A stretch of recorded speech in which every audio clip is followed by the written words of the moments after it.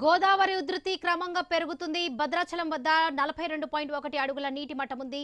ధవళేశ్వరం వద్ద inflow outflow వచ్చేసి 10,88,000 క్యూసెక్కులుగా ఉంది. నది పరివాహక ప్రాంత ప్రజలు అప్రమత్తంగా ఉండాలని విపత్తుల నిర్వహణ సంస్థ హెచ్చరించింది. లోతట్టు ప్రాంత ప్రజలు జాగ్రత్తలు తీసుకోవాలని సూచించింది.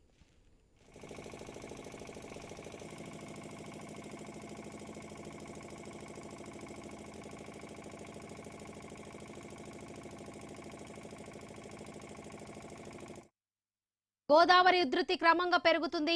భద్రాచలం వద్ద 42.1 అడుగులుగా నీటి మట్టం ఉంది.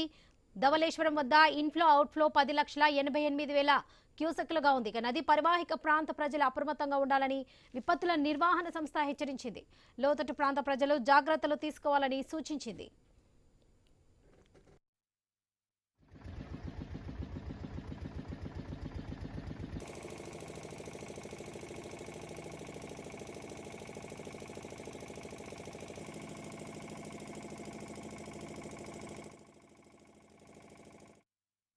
గోదావరి ఉధృతి క్రమంగా పెరుగుతుంది. భద్రాచలం వద్ద 42.1 అడుగుల నీటి మట్టం ఉంది.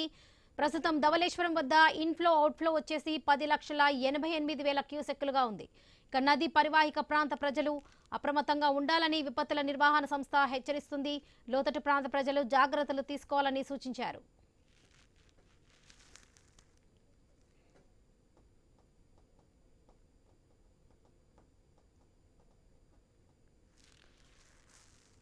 గోదావరి ఉధృతి క్రమంగా పెరుగుతుంది. ఇదే విషయానికి సంబంధించి పూర్తి అప్డేట్స్ మా ప్రతినిధి గణేష్ అందిస్తారు. గణేష్,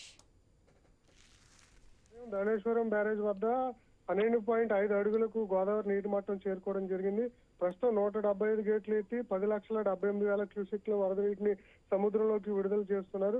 బ్యారేజ్ దిగున ఉన్నటువంటి ఏదైతే వశిష్ట, వైనతయ్య, గౌతమి వద్ద ఈ పాయలన్నీ కూడా ఉధృతంగా ప్రవహిస్తుండడంతో లంక గ్రామాలన్నింటినీ కూడా అలర్ట్ చేయడం జరిగింది. ప్రస్తుతం మొదటి ప్రమాద హెచ్చరికను జారీ చేశారు. ఇవాళ రాత్రి వరకు కూడా ఈ హెచ్చరిక కొనసాగిన తర్వాత వరద తగ్గుముఖం పట్టేటువంటి అవకాశం ఉన్నట్లుగా అధికారులు అంచనా వేస్తున్నారు. ప్రస్తుతం కంట్రోల్ రూమ్ కూడా ఏర్పాటు చేయడం జరిగింది. నిన్న రాజమండ్రి పుష్కర్ ఘాట్ లో 2 భవానీలు గల్లంతయ్యారు. ప్రస్తుతం వారి ఆచూకీ తెలియక కుటుంబ సభ్యులు ఆందోళన వ్యక్తం చేస్తున్నారు. గల్లంతైనటువంటి గొప్పల బాపిరాజు, రాయుడు వీరబాబు కోసం గోదావరిలో గాలింపు చర్యలు అయితే చేపడుతున్నారు. ప్రస్తుతం ఇంకా ఎగువ రాష్ట్రాల్లో వర్షాలు వస్తున్నటువంటి సందర్భంలో గోదావరికి వరద తాకిడి కనిపిస్తుంది. ఇవాళ రేపట్లో కూడా ఈ వరద కొనసాగి 2 రోజుల తర్వాత పూర్తిగా తగ్గుముఖం పడుతుందన్న అంచనాలు అయితే అధికారులు ఉండడం జరిగింది. Varalakshmi. Right Ganesh, thank you.